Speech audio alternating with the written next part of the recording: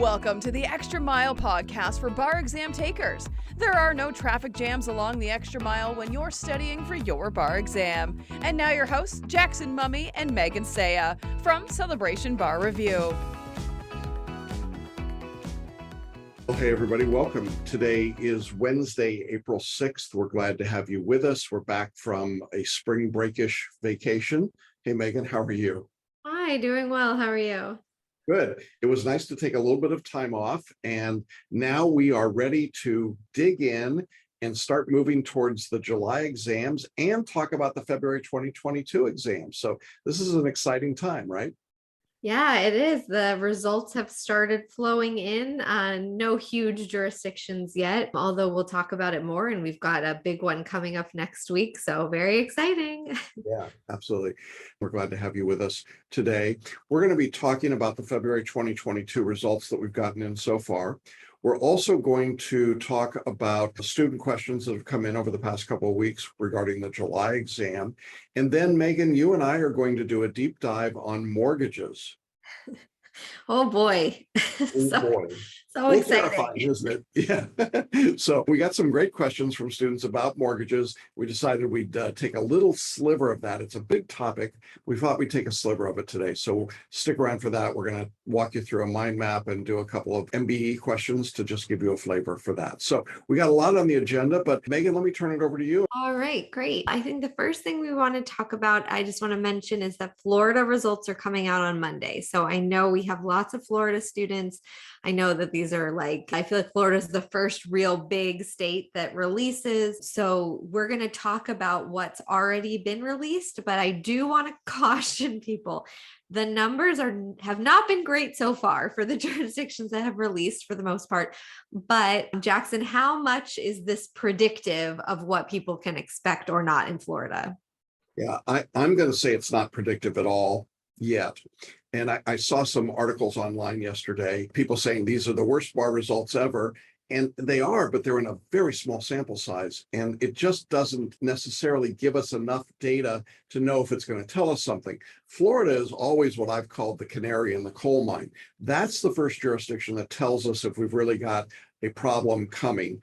If Florida goes bad, you can figure New York, Texas, California, Georgia, they're all going to go bad. If Florida results are better, and I'm not looking for them to be great, but if they're better, that's usually a better sign overall, right? So I would say don't quite jump off the cliff yet at the numbers you're going to hear about today or that you've been hearing. To be sure, they are not good, but they're really, really small sample sizes from a February exam, and where I think there's been some bar fatigue and now coming off of COVID, these were really small samples. Yeah, certainly. So let's get into what we have gotten so far. First up is Wisconsin released their results, but I haven't seen any data yet. But I did just want to mention that Wisconsin, of course, is the one that has diploma privilege if you went to one of the two law schools in Wisconsin. And so therefore, very few people actually sit for the bar. But just letting people know. All right. North Carolina, that had a 50% pass rate, 62% first time taker, and 33% repeater. Pretty low. West Virginia had a 56% pass rate. Oklahoma plummeted. Not sure what happened in Oklahoma. They had a 47% pass rate, which was down from 74% with the last February exam. So I think that was a bit of a scare for people who watch this kind of stuff, that Oklahoma is a smaller state, obviously, in terms of the number of people who sit for the bar, but that is a very large drop from one February exam to the next. Next, Kentucky had a 45% pass rate. Illinois, this was a low one, 43% pass rate, 56% first time taker pass rate, and 36% repeater. It's a very low first time taker pass rate, Jackson. And this is the only state of size that we've gotten results in. So let's just talk about that for a minute. Illinois is a UBE state. The UBE, we do know what topics were tested. We can't announce it publicly, but Megan and I, the staff, know what's actually been tested. It doesn't appear to us that there were great surprises on the UBE. In other words, it seemed to be pretty straightforward. And when we're looking at the test, we're not seeing anything inherently that made it more difficult than any other particular jurisdiction or particular administration of the exam. I do believe that what we're seeing in part is a couple of things, and I just briefly had mentioned it. One is it's a February exam. You have far more repeat takers than first-time takers. That's clearly going to have an impact because repeat bar taker pass rates, Megan, correct me if I'm wrong, but I think nationally they're running about 20% for repeat bar takers when we get across all of the jurisdictions in a February exam. Now, I don't know about this year's February. I don't know where that's going to fall out, but that's the baseline number that we look at. So you start with a really low number there. And then the second thing that happens is I think that this reliance on memorization and recitation and cramming, it just clearly it doesn't work. It just doesn't work. And so when you start getting into a cohort of bar takers who may not be top 10 law schools, top half of their class, super, super smart, I think that the big box bar review approach is just showing its age. It's just not identifying the skills that the examiners want. I don't think the examiners are grading differently. I don't think the test is different. I just think that we've got a real disconnect between what a lot of courses are teaching and what people are doing and what the examiners are looking for. Do you agree with that, Megan? Does that make sense? Yeah, no, it does. I'm not sure what the problem is, and my guess is it's a confluence of a lot of different things. I certainly agree that I think the memorization is just not working. I was sitting in California Board of Bar Examiners meeting this morning, and they were talking about the changes that they're planning to make to the exam a few years from now. And one of the things that they said was that they're really alarmed to hear, because of course, many people who work for the bar, they, graduated and took the bar long ago. They're upset to hear, gosh, people are coming with thousands of rules that they have felt compelled to memorize. And that's not possible. And it's also not really getting at the skills that they're hoping the bar exam will be testing for. And so, yeah, I think obviously the bar exam world is in the midst of a shakeup right now. And yeah, we're seeing the need for it, certainly with these kind of scores. Yeah. All right, next we've got Indiana with a 55% pass rate. New Mexico was the one outlier in a positive category, 70% pass rate. So that's great. And they had a 63% repeater pass rates, which helped. That's, double for many of these jurisdictions and help bring them up. Then we've got Nebraska with a 61% pass rate, North Dakota with 68%, and Arkansas with 60%. So yeah, Jackson, that's where we stand with results so far. Yeah, small states and not a lot of bar takers. I continue to like New Mexico as a jurisdiction to sit in for the UBE. I just like the way they administer the exam, and they're pretty responsive to bar takers. So if you've been thinking about jurisdictions, look at New Mexico. It's not easier. They don't grade easier, but it's just smaller and it's a little more adaptable, I think. And so something to consider there. Yeah. All right. So all that being said, if you are a July or later taker and you're looking at these scores and hyperventilating, I want to let you know that we are here for what you need to whatever it is that fits your specific circumstances. And I'm just never going to stop plugging this because I think it's been so helpful for people. If you need help with your writing, please do not go it alone. It is not possible to pass this test if you do not have good essay writing skills in the way that you need to write it for the test. That doesn't mean you're not a good writer in your life, at your job, but the exam, it's just a whole different beast. And so if you need help with your writing, please, please, please either get coaching with Jackson or me or do the personal writing workshop. Many people do both. That's fine too. But make sure that you are not just saying, well, this is probably good enough, right? I want you to actually know and have the certainty of, I know what I'm doing and I feel confident in my ability here and that I'm moving in the right direction. And really, there's no way to do that. If you have previously failed the exam, I just don't think there's any way to right the ship on your own. Let us help you. That is what we are here for. So please take advantage. And it's foundational. And this is the time you need to be doing it. Now, if you took the February exam and you failed in our course, we're preparing videos for you. We usually wait a week to 2 weeks because we want to let you grieve the process and literally just process it out a little bit. And I will make a personalized video for you going over your score sheets if you've sent them to me. Now, some of you don't send me your score sheets. I'm not going to give you a video. But if I've got your score sheets, I'm going to send you a video. But I'll tell you right now what I'm going to tell you. Get coaching. I mean, that's probably what I'm going to tell you. And if you haven't done the personal writing workshop, I'm absolutely going to suggest it. It's very affordable. It's very straightforward. It's mechanical and it's foundational. So, we're going to give you lots of detail within the course, but frankly, for a lot of people, that's just not enough. And so here's the opportunity to add on to it. And if you haven't had the chance to work with Megan, I'll just say right now, she's a spectacular teacher. She's very patient. She's very helpful. She's very good at what she does. And you're missing out if you don't have that opportunity to work with her. So make sure you check that out. The other part of this, of course, is that it's all space available. So if you've been thinking, well, I'll wait another few weeks, I just got to tell you, the closer we get to exam date, the tougher it gets to block that time out. So go ahead and order it and get your courses set up with her and make sure you do that. It's a big advantage. Jackson, as we're starting to get results in and talking about these videos, you want to talk briefly about the lifetime pass guarantee and how all of that works for anyone who's not successful on the February bar. The lifetime pass guarantee is designed to give you the assurance that we know what we're doing, we believe you can pass, but we also recognize that in this environment where there's an overall 20% repeat bar taker pass rate, it's very difficult. So if you fail for any reason, regardless of how much of the course you've done or haven't done, or there's no fine print here, there's nothing. All you have to do is let us know that you did not pass the exam, and we will enable the course, put you back in. Now, I also know that there's some of you who failed and you're not going to tell us. And that's fine. We never took you out of the course. So it's not like you won't have the opportunity to be accessed, but you won't be in the countdown video series. You'll be missing some emails. There are things that we do for the particular upcoming exam. You won't get the preview videos and notice of that. And so it's to your advantage to let us know if you've not been successful. And I know that it's embarrassing for some people, and it's certainly sad and discouraging and so many different emotions, but we're on your side, as Megan said. We want to help you.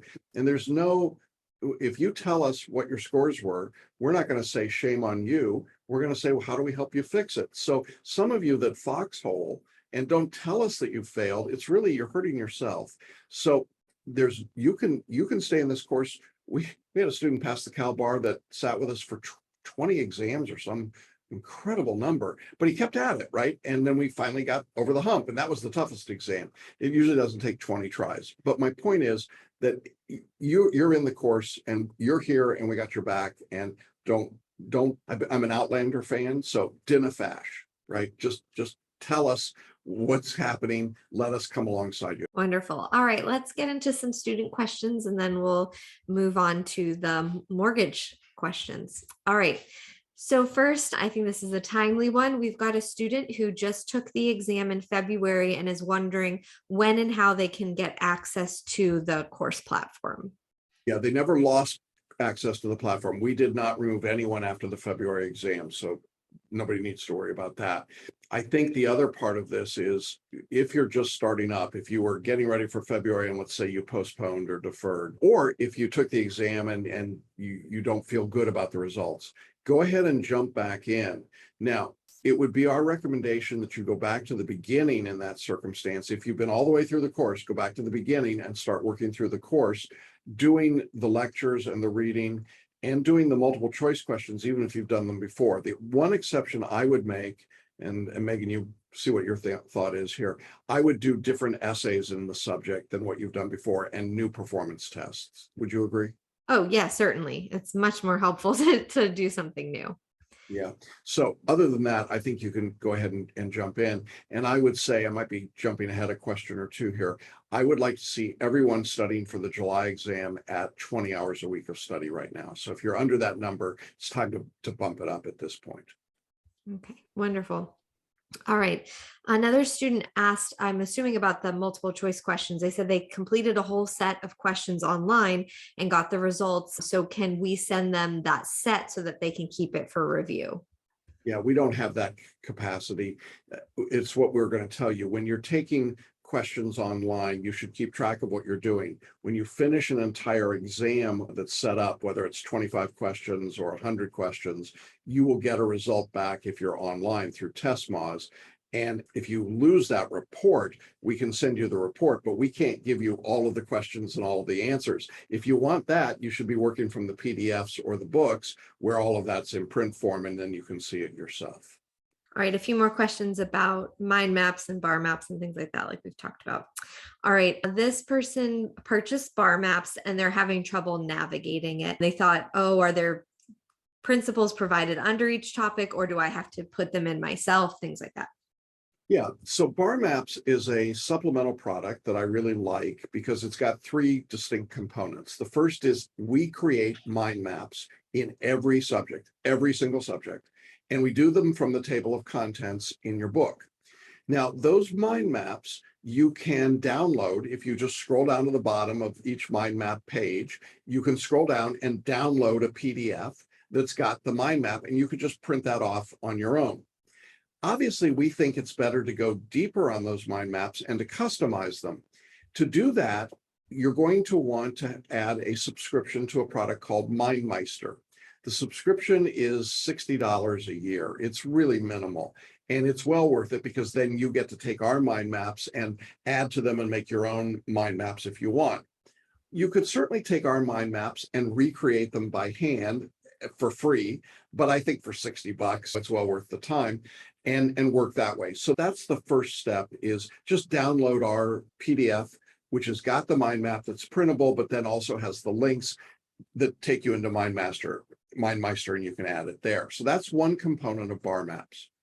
A second component is that we've taken the video lectures from your course and we've time-stamped them. We've broken them down by subtopic so that, let's say today we're studying mortgages and you're like, yeah, I want to know more about mortgages, or I don't remember it went through the property lectures.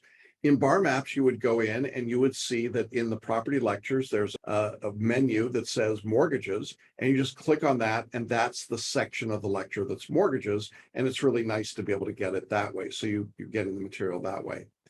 And then the third component of Bar Maps are what we call fast finish audios. This is the soundtrack to the video lectures. We've sound gapped them and shortened them so that you can listen to a 3-hour lecture in about an hour and a half. And they're great for just replaying and running in the background when you're sleeping or doing other things.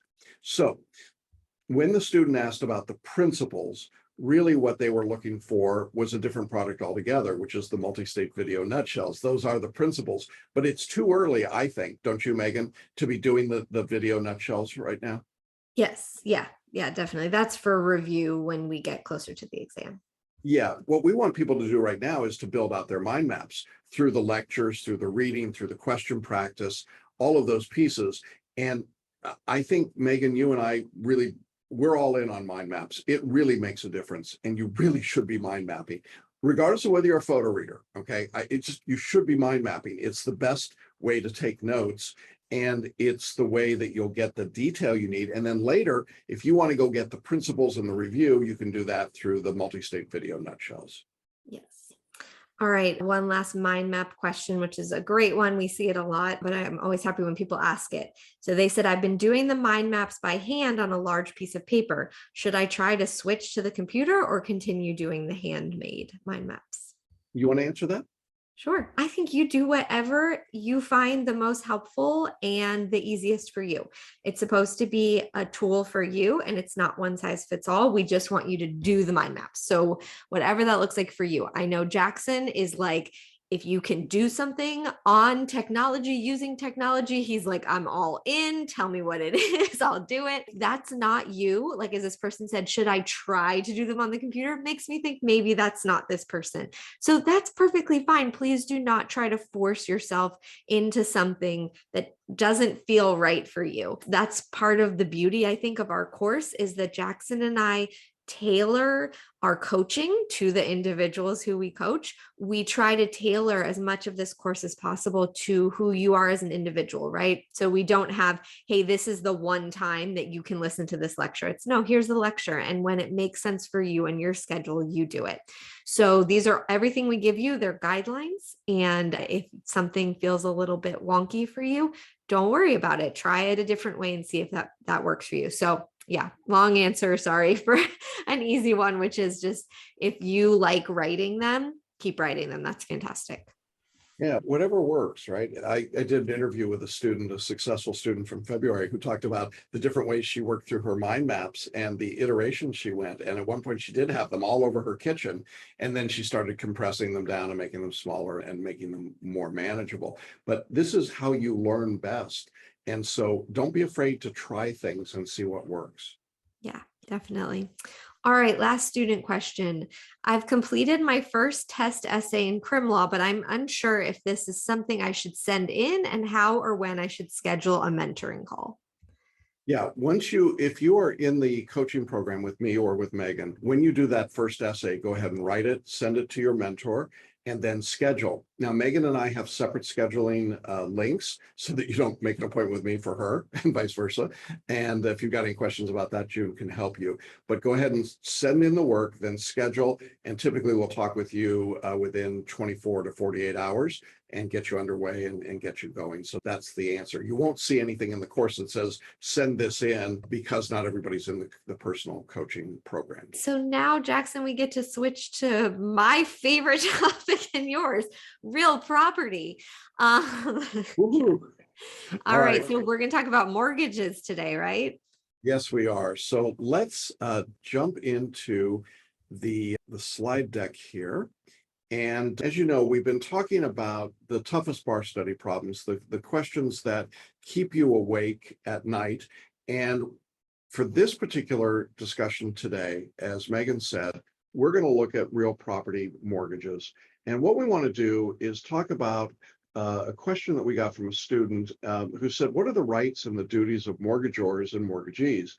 Now, I want to caution you by saying that this topic of mortgages is huge. It's got a lot of different aspects to it. And I'm going to show you our mind map, as we often do, but I'm going to go through the mind map really quickly because there's way too much information there. And we're going to focus in on just one part of it. But it is a big, big subject. And so we want to just acknowledge that right from the beginning. All right, so having said that, here is in large the mind map. And by the way, if you're in bar maps, you will find that bar map there already. We will put this into as a download for our course platform students, and you'll be able to see it in more detail. But you notice that this is just one aspect of the bigger property mind map. And so you see how we're doing the nesting dolls, and we've taken and created maybe 3 or 4 different sections. Now, you'll notice as well that there are what we call sibling or child ideas out here in these sections. I'm not going to go through those today. I'm just going to show you the highlights, and then we'll get to our questions. Does that make sense, Megan? Perfect. All right. So let's dig in here. So we're going to look at real property and mortgages. And when we do that, go back. The first place that the outline starts is with types of security devices. And there are really 3 of them. There's the mortgage and deeds of trust. That's where most of the questions live. Then there's also land contracts as a security device, not so important, and absolute deeds being used as security. Again, not so important. Let me just do a quick definition of a mortgage. It's a conveyance for an interest in land for the purpose of securing some obligation that the owner of the land owes to a creditor. That's what a mortgage is. What's a deed of trust? Well, that's a conveyance from the owner of property to a third person in trust. You don't see a lot of deed of trust questions, but you do see a lot of mortgage questions. So that definition is what you want to be aware of. Now, the second part of the outline here is what we call security relationships. And there are 4 of them that the outline goes into. The first is the necessity and nature of the obligation. Again, not terribly important for our purposes today. The second is one that, Megan, you and I dug into a while ago, and that was lien theory and title theory states. You remember that? I think I blocked that out. Yeah, it was painful, but we got through it. But you'll find it in your course materials. We went through lien theory, title theory. That's not where we're going today. Then the third topic within these security relationships has to do with foreclosure. And foreclosure is obviously a big topic. And here, this is really talking about what the mortgagor's rights are and the mortgagee's rights and how that process goes. Again, we're not going to talk about foreclosure today, but you should be aware of that. And then Finally is the right to redeem and something called the clogging equity of redemption. Oh, thank goodness we are not talking about that either. So that's what's in your outline. All right. Where we will spend most of our time today is in this third section of the outline called transfers by a mortgagor. And there are three broad categories here. The first has to do with rights and obligations of a transferor. And this is a little, I think, wonky sometimes, but what we're really talking about is when you have a conveyance that's subject to a mortgage, what can the grantor do? What can the grantee do? Who's responsible for paying when the mortgage is not paid? Who's going to have what obligations around the mortgage itself? And I think, Megan, you looked at a lot of mortgage questions. Is it fair to say that you saw a lot coming out of this topic area? Yes, there was a lot. And so I think we're going to talk about one or two of those today. But this is definitely seems to me like if you at all get confused with mortgages, which you are in good company if you do, I would spend some time making sure that you understood what the these different words, they sort of trigger different outcomes. So I would make sure that you're clear on what those are. I think that's really good advice. And when you get into the detailed mind map, which we're not showing you here on the screen right now, we go already into much more detail here. So you're going to have some important information that I think will help you. But I just want to focus your attention for later that this is one of the places you want to be. The other section of this is application of subrogation and surety principles. We're going to talk about what subrogation is, but let me just tell you, in general, that's the right of someone called a grantor or a mortgagor to foreclose if the grantee doesn't repay the loan. So you got to know that. A surety is somebody that's got a secondary level of liability. And then you're going to have something called a novation. That's where you substitute names literally on the document. So knowing those terms will be important. We're going to get to a question today that deals with that. And then there's something called the due on sale clause. Again, we're not going to go into much detail. You'll find that in your outline. So those are the big parts of the mortgage topic as I see them. Then there's a section called transfers by a mortgagee, and it has to do with Article 3 of the UCC, and my eyes glaze over when I get there. I did not see a lot of questions on the multi-state of this. What I was going through.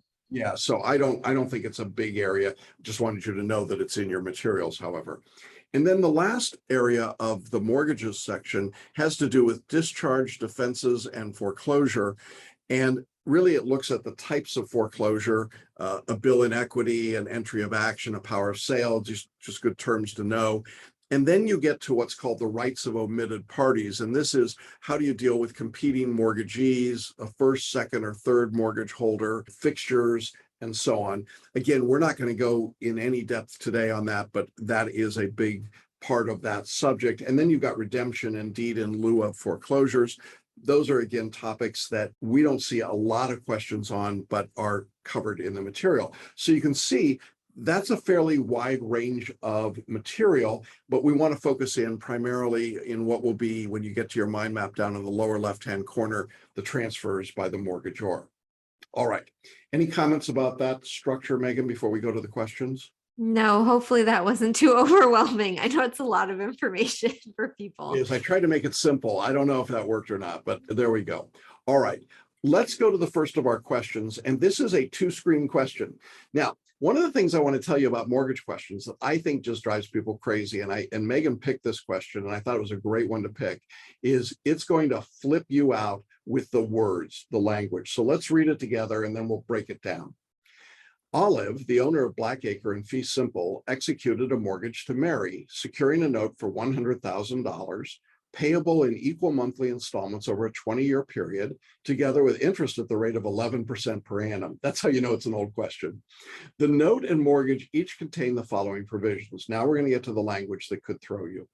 Here's the first provision.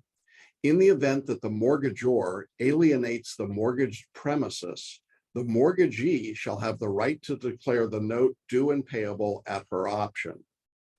And the second provision is that no forbearance on the part of the mortgagee in the exercise of her rights shall be deemed a waiver of those rights. And we'll come back to those two clauses in a minute, but let's keep going. 1 year later, Olive sold Blackacre to Anne for $150,000. Anne paid Olive $52,000 in cash. The balance of the purchase price was represented by Anne taking the property subject to the existing mortgage, which then had an unpaid balance of $98,000. For the next year, Anne made the payments in accordance with the note, and Mary accepted them because mortgage rates had fallen to 9%. I'm going to keep going. 1 year after Anne bought the property, mortgage interest rates rose to 13%. Mary sent Anne a letter demanding that the unpaid balance of the mortgage be paid in full. When Anne refused, Mary commenced foreclosure proceedings and an action for a declaration that Anne was liable for any deficiency judgment resulting from the foreclosure. All right, take a deep breath, check your pulse, and let's go back and look at those two provisions. Megan, do you think the language here can cause problems for people? Yeah, I mean, it's overly legalistic jargon, I think. So it's always helpful when you see that in a question to sort of say, okay, can I put this in normal people language first?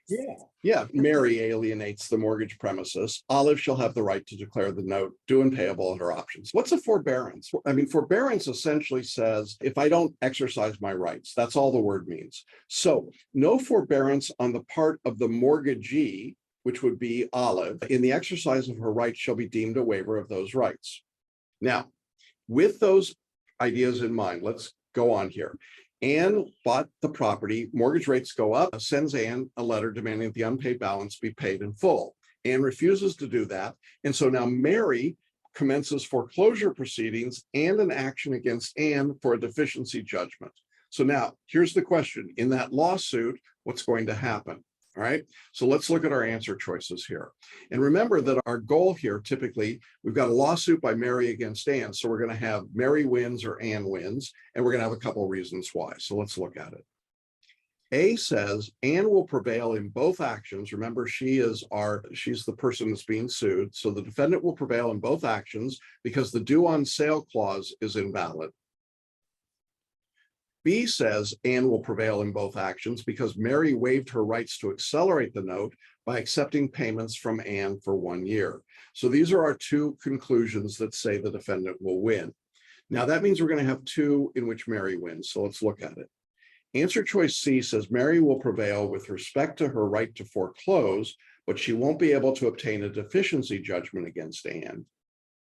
And D says Mary will prevail with the right to foreclose and will be able to obtain a deficiency judgment against Anne.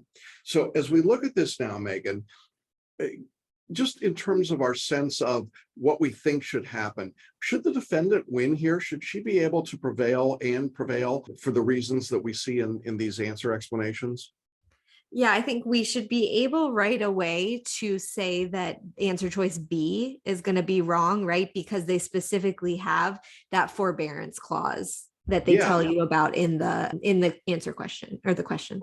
So don't fight the facts there. So that makes me, wonder about, and is the due on sale clause invalid? It's hard for me to come up with a reason why it might be. So that's going to move me down for me, just intuitively to C or D before we get there. And so in both of those, they both start with Mary will prevail with respect to the right to foreclose. So we don't even have to think about that problem. And that's the point I want to make. Okay. What's different about them is, can she get a deficiency judgment? Isn't that what we're now narrowed this problem down to? Exactly. All right. So now, if you're with us on the chat box, we've given you big hints here. Do you think it's C or do you think it's D? So go ahead and type that in. And some of you are going to say, I haven't studied mortgages yet. I don't care. It's not necessary. I just want you to use your intuitive sense of the problem. The question here, should Mary be able to get a deficiency judgment against Anne? And remember who Anne is in this problem. She is not the original mortgagee, right? She is the person that took secondarily, okay? Remember, old Olive is gone. All right, let's figure out what we got. Okay. Answer choice A said Anne would prevail in both actions because the due on sale clause is invalid. As we pointed out, that's going to be incorrect. A due on sale clause is a valid and enforceable provision, and that's actually a very common term used in a mortgage and a mortgage note. So don't buy into things like that. Due on sale clauses are perfectly valid. If you sell, you got to pay off the mortgage. So Mary had the right to accelerate the note and to declare the balance due on the transfer of the property to Anne. So if you answered choice A, that was incorrect. All right. How about B? Anne would prevail in both actions because Mary waived her rights to accelerate the note by accepting payments from Anne for 1 year. Well, as we've already pointed out, that is literally in contradiction to the fact pattern itself.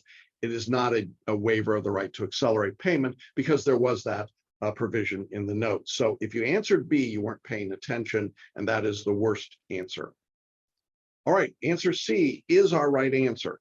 Mary will prevail with respect to her right to foreclose, but she won't be able to get a deficiency judgment. So here's the principle, if you will.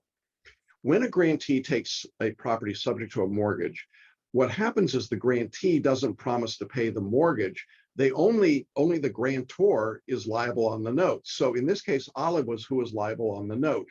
But because there was a due on sale clause, the mortgagee has the right to foreclose on the property if the note wasn't paid at the time of sale.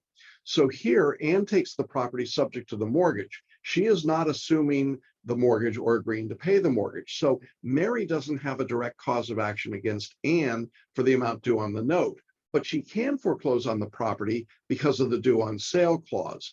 And then the fact that Mary didn't exercise her right to declare the note due and payable at the time of sale, that right was preserved by the no waiver clause in the agreement. So that's why she can get the right to foreclose, but she can't get a judgment against Anne. Does that make sense? Yeah, hopefully it makes sense to people. I think it's pretty clear, especially when you already know, as you pointed out, that answer choices C and D agree on the foreclosure outcome. And so you almost don't need to worry about that in this particular question. Exactly. And I just want people to see that what's going on here is this idea that who's actually liable on the note. And that's the key part. The deficiency judgment can't be obtained against Anne. And so that's where you could miss this question. And so D, of course, said you could get a deficiency judgment against Anne, as we've already noted. That's not true. So hopefully some of you got that question correct. And many of you are saying, well, I would have known that. Okay. All right. Let's see how you do. We ready to do another question? Yes. All right. Let's go to question 2.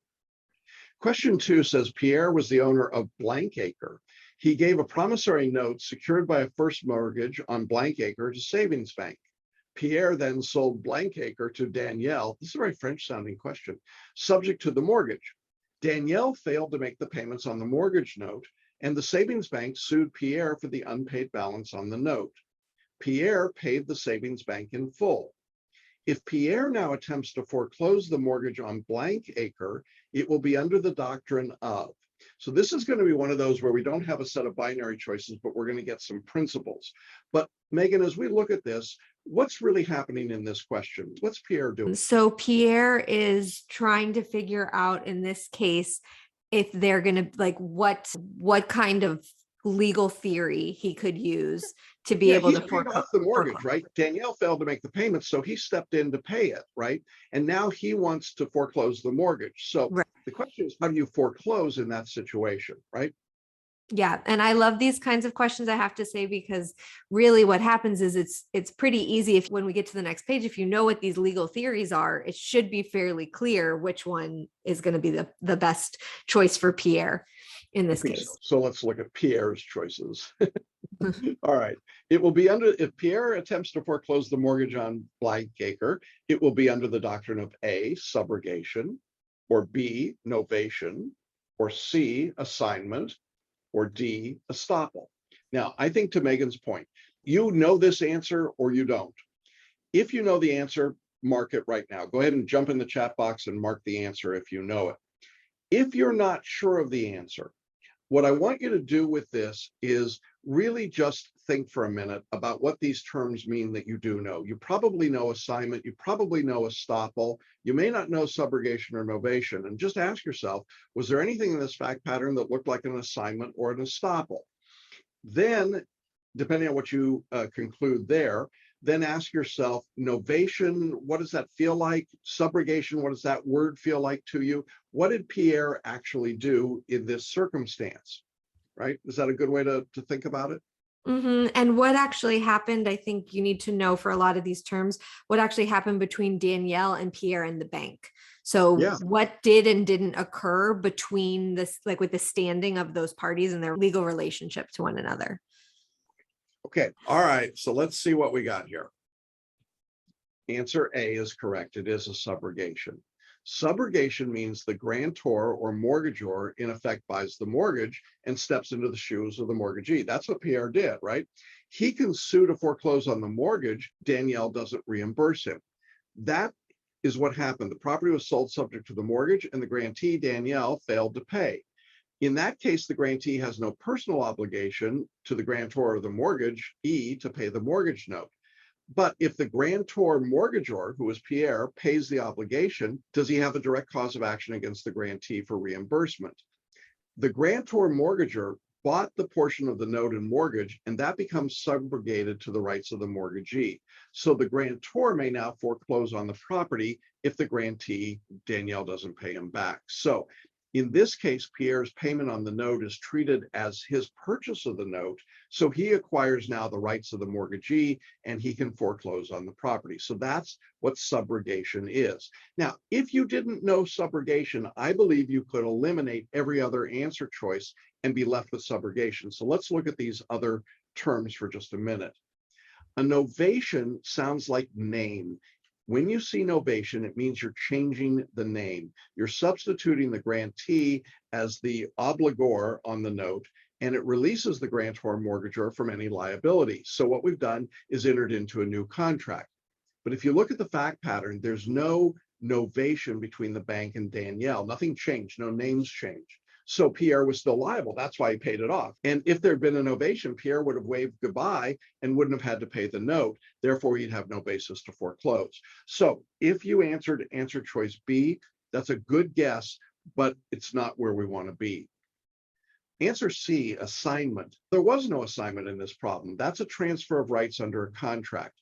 The savings bank did not assign their rights to Pierre, and Pierre paid the note and discharged his obligation. Therefore, he can't foreclose on the property as an assignee of the note. And D, estoppel. Well, estoppel had nothing to do with this at all. It's not applicable in this case. So did we get any A's? Did anybody suggest A as their answer? Yeah, we got 3 A's and nothing of anything else. So I think that was good. I think that was really if you, like we said, even if you weren't sure about the subrogation, if you looked at the fact pattern itself, there was no new contract. The parties never did anything to change their relationship to one another in that kind of a formal way that would be a novation or an assignment. There's just nothing in the fact pattern to indicate that happened. You'd have to really read it into the question, which please don't do that. We don't want to read facts into it that aren't there. And then I love that with estoppel, it's just completely inapplicable to this. So I think that this was one where even if you weren't 100% sure about subrogation, you could get there in a bit of a roundabout way. Yeah, we have another question. We'll add it to the unit that goes in the course. We're running out of time today, so I wanted to at least give you a flavor of it. But if you want to see all 3 questions, we'll put that together for you and put it into the course. Mortgages is a tough subject. It gets crazy. Sometimes you got to just stop and think it out and write it out and figure out who's what. And take some notes. And I think it's helpful when you do that. I hope that is helpful to people.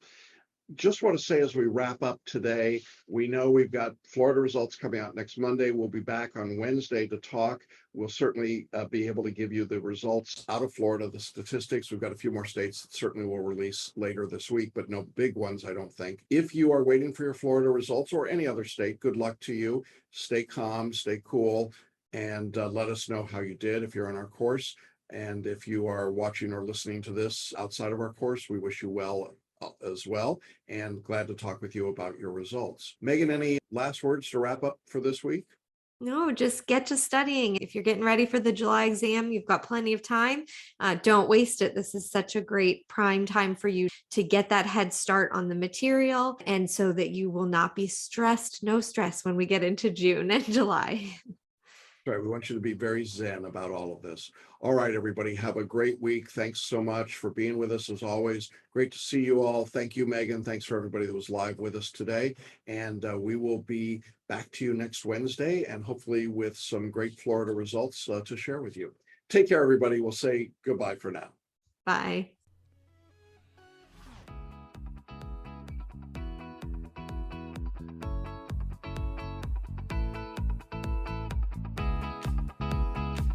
Thanks for listening and watching the Extra Mile podcast for bar exam takers at celebrationbarreview.com.